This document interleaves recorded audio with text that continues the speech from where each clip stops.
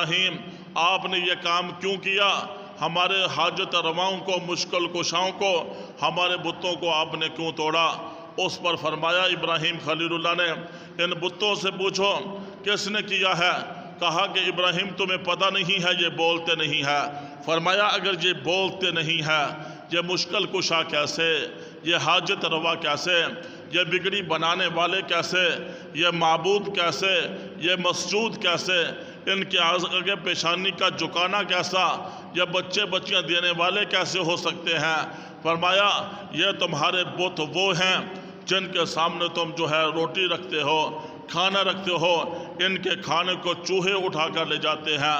جس کے کھانے کو چوہے اٹھا کر لے جائے وہ مشکل کشا نہیں ہو سکتا، وہ خدا نہیں ہو سکتا۔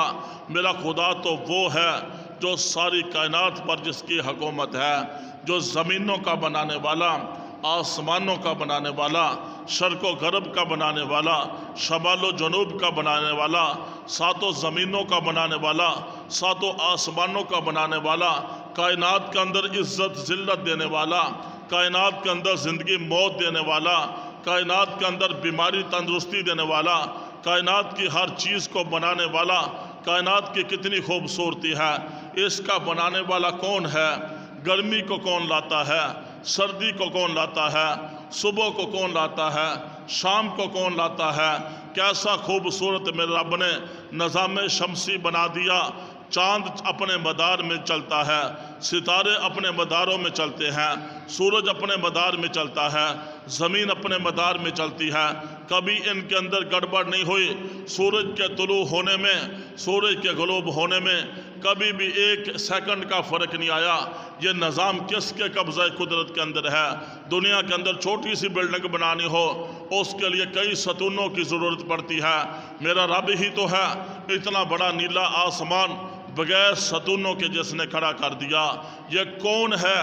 کون سی ذات ہے جس کی طاقت، جس کی قدرت، جس کے حکم اور امر سے اتنا بڑا آسمان کھڑا ہوا ہے؟ کون سی ذات ہے جو پھلوں کے اندر مٹھاس کو ڈالتا ہے، جس نے سرسبز پودے اگائے، جس نے زمینوں کو بنایا، جس نے پہاڑوں کو بنایا، جس نے ہواؤں کو چلایا، جس نے موسموں کو بنایا؟ یہ سب کچھ بنانے والا کون ہے؟ انسان کو بنانے والا کون ہے؟ انسان کی تخلیق پر اگر غور کیا جائے، انسان گندا قطرہ ہے، گندا لطفہ ہے۔ وہاں سے کس نے خون بنایا؟ کس نے اس سے گوشت بنایا؟ وہ کس نے اس سے ہڈیاں بنائیں؟ انسان کو خوبصورت کس نے بنایا؟ انسان کے اندر اتنی شریانیں ہیں، چھوٹا سا دل کا ٹکڑا جسم کے اندر، شریانوں کے اندر خون کو سپلائی کرتا ہے۔ پھر انسان کے چلنے کے لیے پاؤں کس نے بنائے؟ ہاتھ کس نے بنائے؟ دیکھنے کے لیے آنکھیں کس نے بنائیں؟ سننے کے لیے کان کس نے بنائے؟ سونگھنے کے لیے ناک کس نے بنایا؟ کھانے کے لیے یہ منہ کا نظام کس نے بنایا؟ دل و دماغ کس نے بنایا؟ یہ بنانے والی کوئی ذات ہے؟ اللہ وحدہ لا شریک ہے۔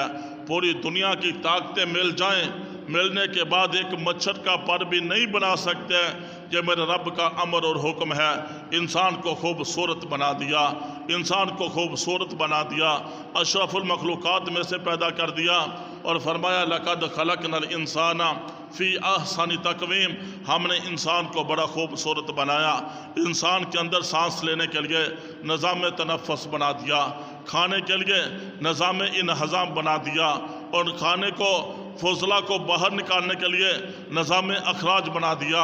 انسان کو کتنا خوبصورت اللہ نے بنا دیا۔ اب انسان ہے، اس کو بنایا تو میرے رب نے ہے۔ انسان کو پیشانی میرے رب نے دی، اب یہ پیشانی غیر اللہ کے سامنے جھک جائے، کتنے افسوس کی بات ہے۔ ہمارے سیدھے سادے مسلمان قبر کو دیکھا، اس کے سامنے سر کو جھکا دیا، مزار کو دیکھا، سامنے سر کو جھکا دیا، دربار کو دیکھا، سامنے سر کو جھکا دیا، آگ کو دیکھا، سامنے سر کو جھکا دیا، بتوں کے سامنے سر کو جھکا دیا، دنیا کے بادشاہوں کے سامنے سر کو جھکا دیا۔ یہ پیشانی میرے رب نے دی ہے، یہ غیر اللہ کے سامنے جھک نہیں سکتے۔ یہ پیشانی، یہ سر تن سے جدا تو ہو سکتا ہے لیکن غیر اللہ کے سامنے جھک نہیں سکتا۔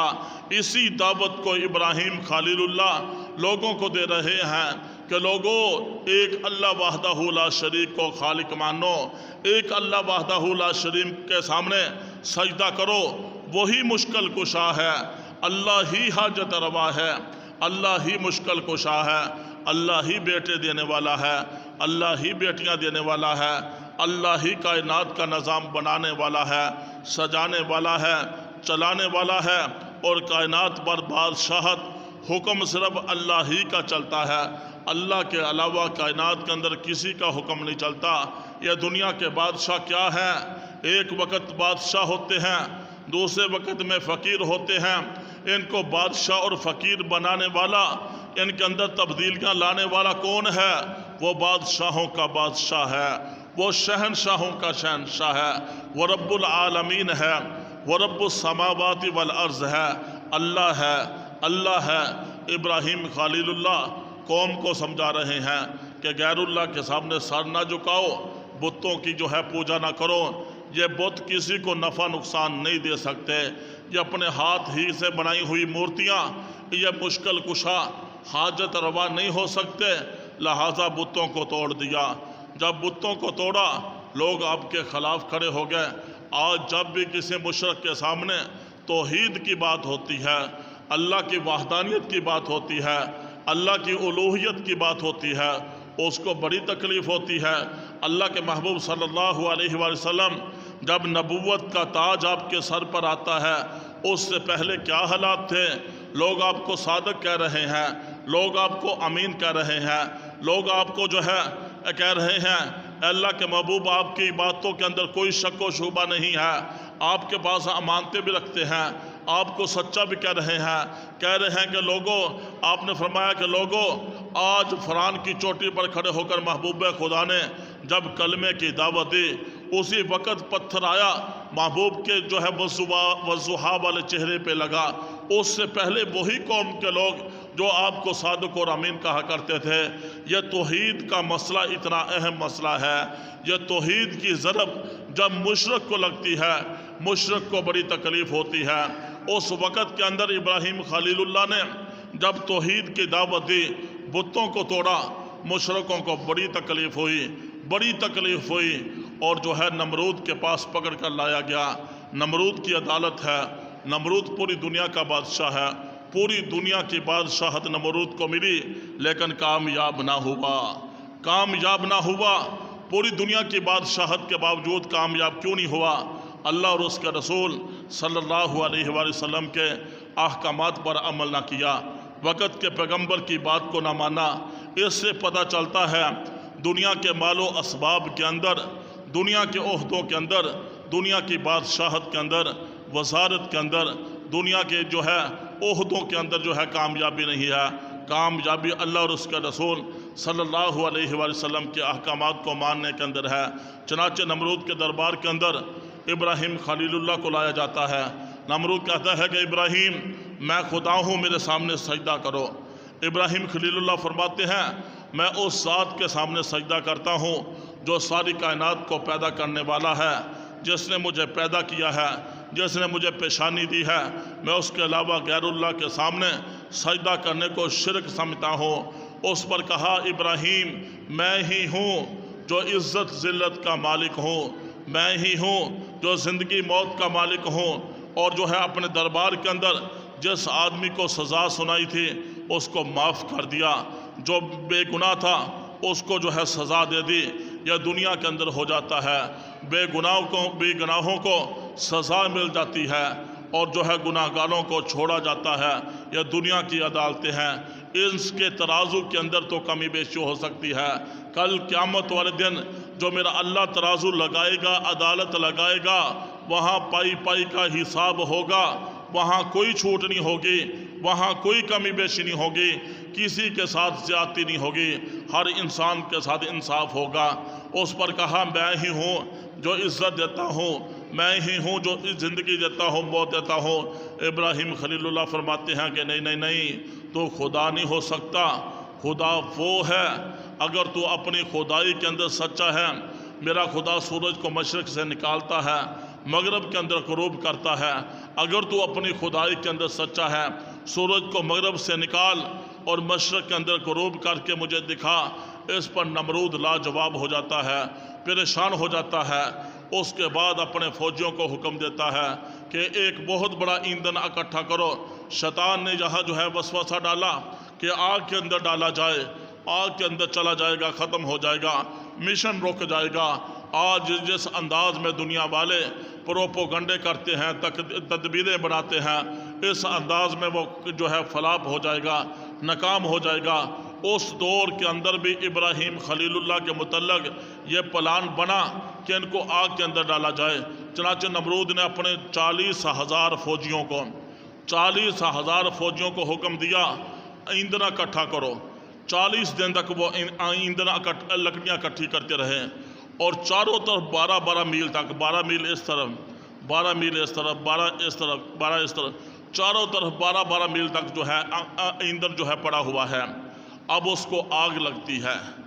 آگ لگنے کے بعد 400 آدمیوں کے سہارے گلیل نما آلے کے ساتھ سیدنا ابراہیم خلیل اللہ کو آگ کے اندر پھینکا جاتا ہے۔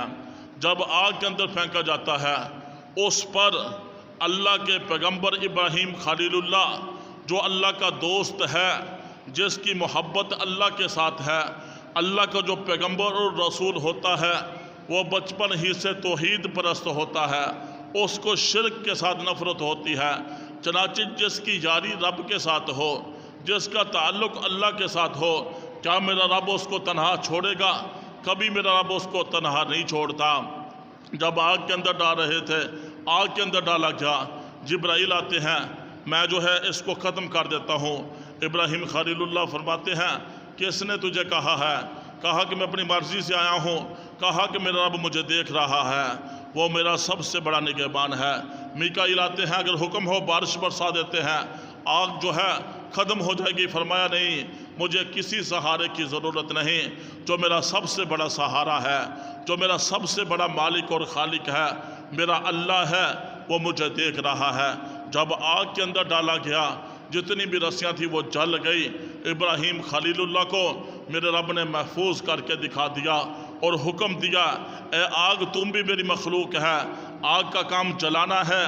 آگ اس وقت جلاتی ہے جب اس کے اندر اللہ کا حکم آ جاتا ہے۔ تو اللہ نے فرمایا، یا نار کونی بردا و سلام علی ابراہیم، اے آگ میرے ابراہیم کے لیے سلامتی والی بن جا، گلزار بن جا۔ چنانچہ ابراہیم خلیل اللہ 40 دن تک آگ کے اندر رہے، 40 دن تک آگ کے اندر رہے۔ اللہ نے آگ کو گلزار بنا دیا۔ یہاں پیغام دے دیا، دنیا والوں کو سمجھا دیا کہ آگ جلاتی اس وقت ہے جب اس کے اندر اللہ کا حکم آ جائے، چھری کاٹتی اس وقت ہے جب اللہ کا حکم آ جائے، دوائی اس وقت انسان کو فائدہ دیتی ہے جب اس میں اللہ کا حکم آ جائے۔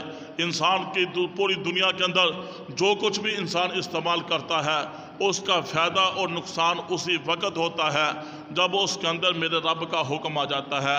چنانچہ 40 دن تک ابراہیم خلیل اللہ آگ کے اندر رہے۔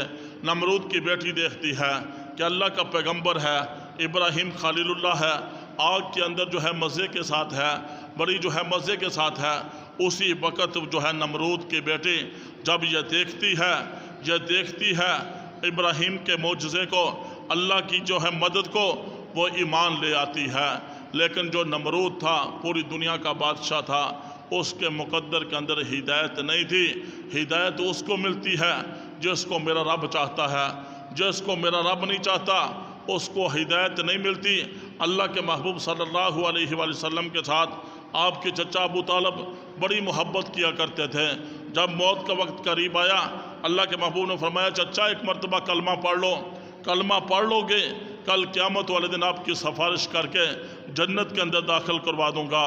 اس پر چچا نے کہا کہ بیٹا، یہ مکے کے لوگ کیا کہیں گے کہ مکے کے سردار نے موت کے ڈر سے جو ہے کلمہ پڑھ لیا، لہٰذا اسی حالت میں بغیر کلمے کے ان کو موت آ جاتی ہے۔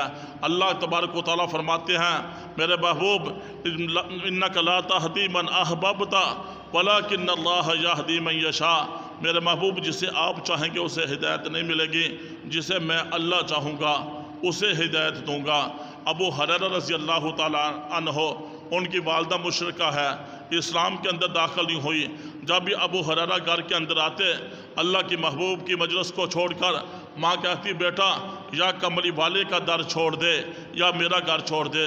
ابو ہریرہ کو مار بھی پڑتی، پریشان بھی کیا جاتا۔ ایک دن ابو ہریرہ اللہ کے محبوب صلی اللہ علیہ وآلہ وسلم سے عرض کرتے ہیں اللہ کے محبوب میری والدہ مشرکہ ہیں، اس کے لیے دعا فرمائیں اللہ میری والدہ کو ہدایت عطا کر دے۔ ابو ہریرہ رضی اللہ تعالیٰ عنہ نے جب یہ عرض کیا اللہ کے محبوب ہاتھ اٹھاتے ہیں فرمایا اللہ ابو ہریرہ کی والدہ کو ہدایت دے دے۔ ابو ہریرہ گھر کی طرف دوڑنا شروع کر دیتے ہیں۔ لوگ دیکھتے ہیں کہ اس سے پہلے تو کبھی ابو ہریرہ کو دوڑتے ہوئے نہیں دیکھا، کیا مسئلہ ہے، پتہ نہیں ابو ہریرہ کو کیا ہو گیا۔ ابو ہریرہ فرماتے ہیں لوگوں آج میری ماں کی ہدایت کے لیے کملی والے نے ہاتھ اٹھائے ہیں، میں دیکھنا چاہتا ہوں کہ پہلے میں گھر کے اندر پہنچتا ہوں یا کملی والے کی دعا گھر کے اندر پہنچتی ہے۔ چنانچہ ابو ہریرہ گھر کے دروازے پر پہنچتے ہیں، دروازے پر دستک دیتے ہیں، اندر سے آواز آتی ہے کہ بیٹا کچھ دیر کے بعد دروازہ کھلے گا۔ اس کے بعد ماں دروازہ کھولتی ہے، پوچھتی ہے کہ بیٹے کیسے آنا ہوا؟ کہا کہ اماں جان کملی والے کے مجلس سے آیا ہوں آپ سے مار کھانے کے لیے، اگر آپ کے بوڑھے ہاتھوں کے اندر طاقت ہے آپ کا بیٹا مار کھانے کے لیے دوبارہ حاضر ہے۔ اور اس پر ماں نے کہا کہ بیٹا اب میں آپ کو ماروں گی نہیں، یوں ہوا ہے آپ کے آنے سے پہلے کچھ دیر ہی پہلے میرے دل پر ایک چوٹ لگی ہے جس نے میری زندگی کی کایا ہی پلٹ کر رکھ دی ہے۔ بیٹا وہ زندگی فضول ہے جو کملی والے کی غلامی سے دور ہے، بیٹا وہ زندگی فضول ہے جو کملی والے کے قدموں سے دور ہے، بیٹا وہ جو ہے زندگی فضول ہے جو کلمے والی دولت سے دور ہے۔ لہٰذا بیٹے میں نے جو ہے نہا کر اپنے جسم کو تو پاک اور صاف کر لیا ہے۔ ابو ہریرہ فرماتے ہیں جب میں نے اپنی ماں کے سر کے بالوں کو دیکھا میری ماں کے بالوں سے پانی کے قطرے موتیوں کی طرح ٹپک رہے تھے۔ میری ماں نے ظاہری طور پر پاک صاف کر لیا۔ اسی وقت کملی والے کے پاس جاتے ہیں، کلمہ پڑھ کر اسلام کے اندر داخل ہو جاتے ہیں۔ میرا رب جس کو چاہتا ہے ہدایت دیتا ہے، ہدایت اس کو ملتی ہے جس کے دل کے اندر طلب اور تڑپ ہوتی ہے۔ بے طلبوں کو میرا رب ہدایت نہیں دیتا، ہدایت کو میرا رب نے بڑا عام کیا۔ یہ ہوا کتنی عام ہے، یہ سورج کی تپش گرمی دھوپ کتنی عام ہے، اس ہوا سے بھی کئی گنا زیادہ ہدایت عام ہے، لیکن ہدایت ملے گی اس کو جو طلب کرے گا، جو اس کو چاہے گا اس کو ہدایت ملے گی۔ یہ ہوا چلتی ہے، اگر کوئی چاہتا ہے اس کو بھی لگتی ہے، اگر کوئی نہیں چاہتا اس کو بھی ہوا لگتی ہے، لیکن ہدایت کے مسئلے پر میرے رب نے ہدایت کو اتنا عام کر دیا کہ جو طلب کرے گا، جو ہدایت مانگے گا، میرا رب اس کو ہدایت عطا کر دے گا۔ ابراہیم خلیل اللہ علیہ السلام 40 دن تک آگ کے اندر رہے۔ نمرود کی بیٹی نے اسلام قبول کر لیا۔ نمرود کو جو ہے اس کے مقدر کے اندر ہدایت نہیں تھی، لیکن اللہ جس کو چاہتا ہے ہدایت دیتا ہے، جس کو نہیں چاہتا ہدایت نہیں دیتا۔ پھر وہ وقت بھی آتا ہے، ایک دن نمرود چونکہ پوری دنیا کا بادشاہ تھا، بڑا تکبر تھا کہ میرے پاس فوج ہے، میرے پاس جو ہے سپاہی ہے، مشیر ہیں، وزیر ہیں، میرے پاس حواری ہیں۔ ایک دن ابراہیم خلیل اللہ کو چیلنج کر دیا، کہہ دیا کہ ابراہیم میرے پاس فوج ہے، میں بھی اپنی فوج لے کر آیا ہوں، تم بھی اپنے خدا سے کہو کہ فوج لے کر آئے، ہمارا مقابلہ کرے، پتہ چل جائے گا کہ جیت کس کی ہوتی ہے۔ ابراہیم خلیل اللہ بھی خاموش ہے۔ اللہ کا جو پیغمبر اور رسول ہوتا ہے اپنی مرضی سے نہیں بولتا، وہ اللہ کے حکم سے بولتا ہے۔ لہٰذا اللہ تبارک و تعالیٰ کی طرف سے حکم ہوا، کیا ہوتا ہے؟ نمرود بہت بڑی فوج لے کر آیا، بڑے تکبر کے اندر ہے، بہت بڑی فوج ہے، بہت بڑا ساز و سامان ہے۔ جب فوج آتی ہے اللہ اس کے مقابلے کے اندر مچھروں کے لشکر کو لے کر آتا ہے کہ نمرود کا مقابلہ ہے۔ نمرود کے مقابلے کے لیے انسان نہیں آئیں گے، کوئی جو ہے بڑے جانور نہیں آئیں گے، ہاتھی اور گھوڑے نہیں آئیں گے، بلکہ میرا رب دکھاتا ہے جب اللہ چاہتا ہے مچھروں سے بھی پوری دنیا کے بادشاہوں کو مروا دیتا ہے۔ کیا ہوتا ہے؟ ایک دن جو ہے نمرود دوڑ کر اپنے گھر کی طرف آتا ہے، سانس جو ہے مل نہیں رہے، اس کی بیوی پوچھتی ہے کہ اب دنیا کا بادشاہ ہے، کیا بات ہے؟ اس پر اس نے کہا کیا کروں، اللہ کی طرف سے جو ہے ہماری فوج کے مقابلے میں ایک لشکر آیا ہے، وہ جو ہے اس نے ایسا حملہ کیا ہے کہ ہمیں پسپا کر کے رکھ دیا ہے، ہمیں ناکام کر دیا ہے۔ چنانچہ اللہ کے حکم سے ایک لنگڑے لولے مچھر نے التجا کی، اللہ میں اس سے انتقام لینا چاہتا ہوں۔ اللہ اجازت دیتے ہیں کہ جاؤ۔ وہ لنگڑا لولا مچھر ناک سے ہوتے ہوئے جو ہے نمرود کے دماغ تک پہنچتا ہے۔ جب نمرود کے دماغ کو جا کر وہ کھانا شروع کرتا ہے، نمرود جو ہے پاگل ہو جاتا ہے۔ جب اس کے پاس وزیر آتے ہیں، مشیر آتے ہیں، وہ کہتے ہیں کہ بعد میں باتیں ہوں گی، پہلے اس طرح کرو کہ اپنے جوتوں کے ساتھ میرے سر کو جو ہے میرے سر پر جوتے مارو۔ چنانچہ پاگل اللہ کر دیتا ہے۔ جب اللہ تبارک و تعالیٰ ان بے وقوفوں کو ایسے استعمال کرتا ہے، یہ پاگل ہو جاتے ہیں، یہ ایسی نافرمانیاں کر کر کے اب نمرود کی ایسی حالت ہو جاتی ہے۔ اس کے بعد ایسا وہ لنگڑا لولا مچھر نمرود کے دماغ کے اندر کام کرتا ہے کہ اس لنگڑے لولے مچھر سے نمرود کی موت واقع ہو جاتی ہے۔ جہاں میرے رب نے دنیا والوں کو بتا دیا، پوری دنیا کے بادشاہوں کو بتا دیا، طاقت اور عہدے والوں کو بتا دیا کہ اللہ کی طاقت کے جو ہے مقابلے کے اندر دنیا کی طاقت کچھ نہیں ہے۔ پوری دنیا کی بادشاہت نمرود کے پاس تھی، پوری دنیا کی فوج نمرود کے پاس تھی، پوری دنیا کے ظاہری اسباب نمرود کے پاس تھے۔ اللہ کے مقابلے میں آیا، اللہ نے لنگڑے لولے مچھر سے اس کو مروا دیا اور اس کو ناکام کر دیا۔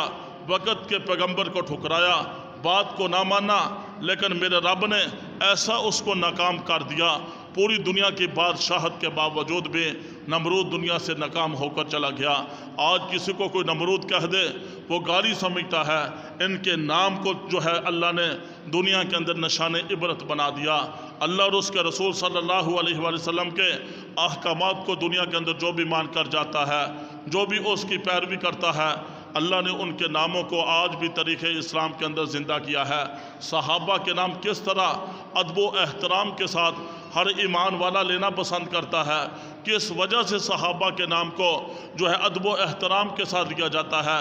وقت کے پیغمبر کی بات کو ماننا ہی نہیں، بلکہ ایسی وفا کی، ایسی محبت کی، ایسا عشق کیا کہ صحابہ تو وہ جماعت تھی جنہوں نے محبوب کے قدموں کے نیچے کانٹا چبھنا بھی برداشت نہ کیا۔ اسی لیے صحابہ کی جماعت کو، سارے کے سارے صحابہ کو جنتی کہا گیا، سارے کے سارے صحابہ کو کامیاب کہا گیا، سارے کے سارے صحابہ کو فلاح پانے والے کہا گیا، سارے کے سارے صحابہ کو معیار حق پر کہا گیا۔ یہ وہ صحابہ کی جماعت تھی۔ اس سے پتہ چلا دنیا کی بادشاہت کے اندر جو ہے کامیابی نہیں ہے، کامیابی اللہ اور اس کے رسول صلی اللہ علیہ وآلہ وسلم کے احکامات کو ماننے کے اندر ہے۔